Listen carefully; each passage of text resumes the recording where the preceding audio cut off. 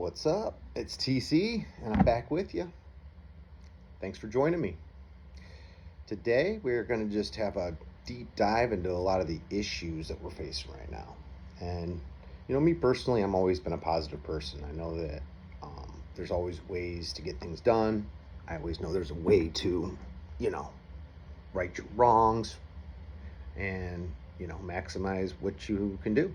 But with that being said, we still have a lot of challenges country's facing, and there's some pretty big ones. And so, I kind of want to take a dive into it and really just have a flat out discussion with it, because it needs to happen. The first thing, obviously, that is a huge challenge for our country is inflation. Inflation is kicking our tails. It's just hard for a lot of people, myself included. Can't really, you know, save and do the things that you'd like to do because you know that the money's just not there. So, which is fine because I'm a happy person. I don't have to go on vacations and go shopping and do all those things that I would like to do with my family and provide for my family. But at the end of the day, doesn't mean that it's something I shouldn't be able to do and that you should be able to do. And with the inflation the way it is, it's not going to change anytime soon. It's just not, because the prices of goods are not going to go down.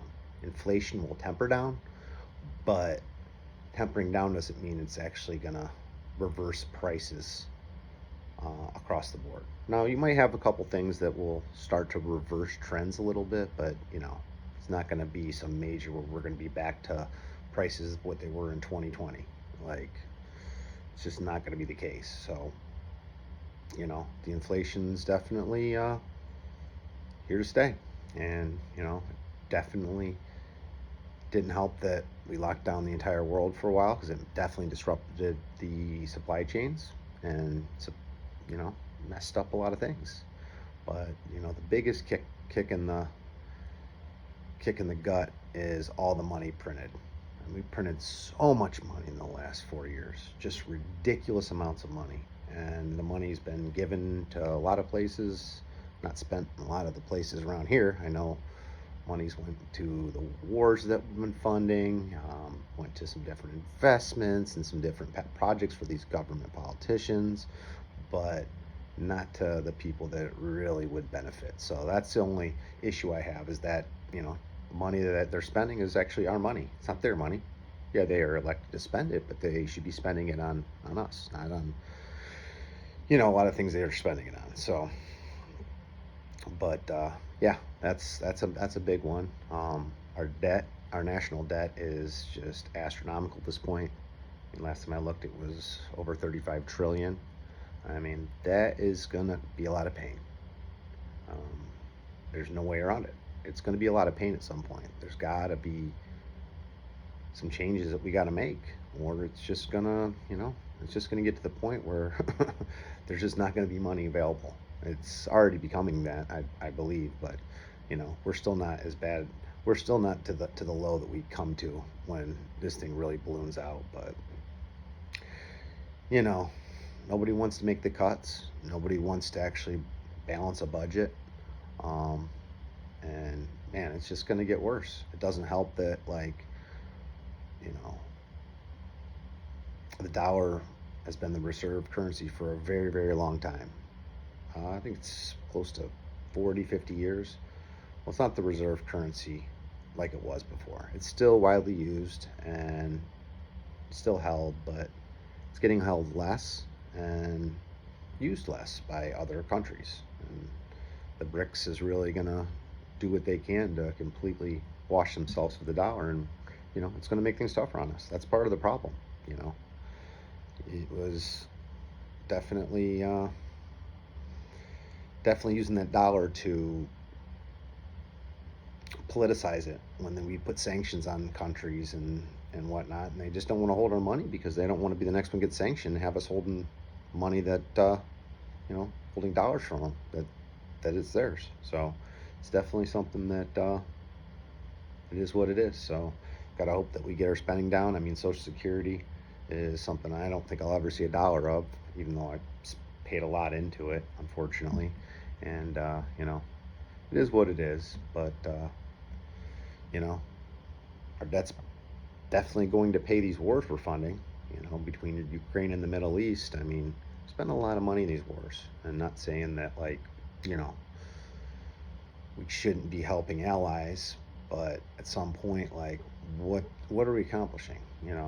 Are we actually like winning, or are we, doing anything that's gonna really have long-term benefits to us? I can't say that that's happening.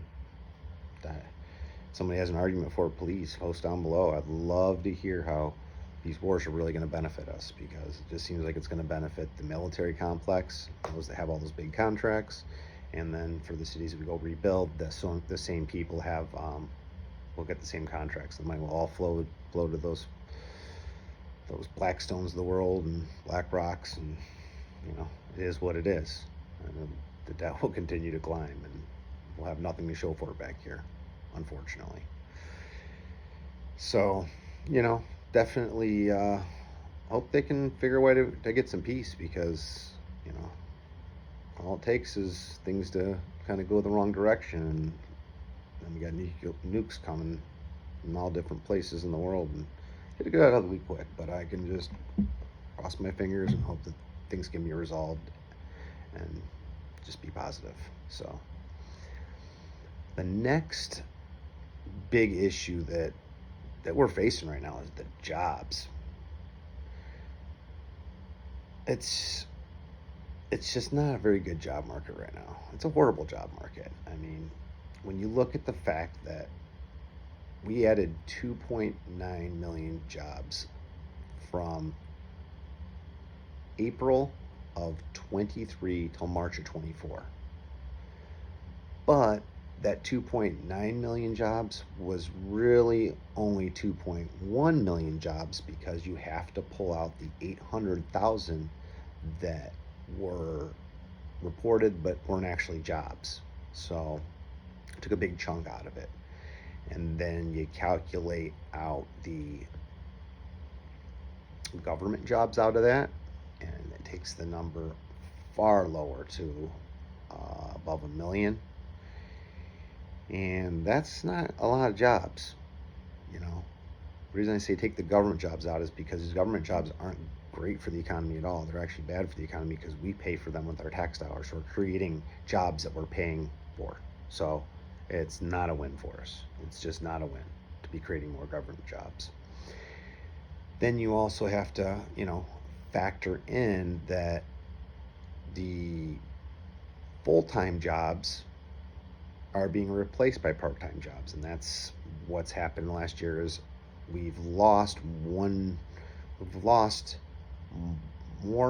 full-time jobs and gained part-time jobs to replace them, and that's just the statistics. I know at one point last year this is the reports before they did all these revisions. It was we added 1.9 million part-time jobs and lost 1.6 million full-time jobs. So, a part-time job, this is some people that are working 2 and 3 jobs, so that way they can have enough money to pay to live their life. So, we all know a part-time job is not gonna be sustainable for us to be able to live a decent life and provide for our families, and grow out a family, and take care of yourself and others. It's just not enough for the most part. I mean, there's some good part-time jobs, I'm sure, out there, but most of them are, lower paying, no benefits. They'll get rid of you once. You're the first ones to go usually when stuff hits the fan. So, and that's definitely something that needs to be addressed. And what ties into that is the immigration stuff that we're dealing with right now. Or I don't know, it's 10 million, 15 million. It's a lot of people to come into the country. And one thing about me personally is I love our country because of its diversity. We have people from all ethnicities, from all parts of the world, and I think that's what makes us great, to be honest with you. But the issue that I have is, where's everybody gonna work? where is, how are we going to do this? Because if we're having issues finding jobs now, it's only going to get worse because we haven't even hit the AI rush yet, where AI is going to start really taking jobs. It's taking some. Don't get me wrong, there are jobs it's taken, and there will be jobs it creates, but it will take a lot more jobs than it will create.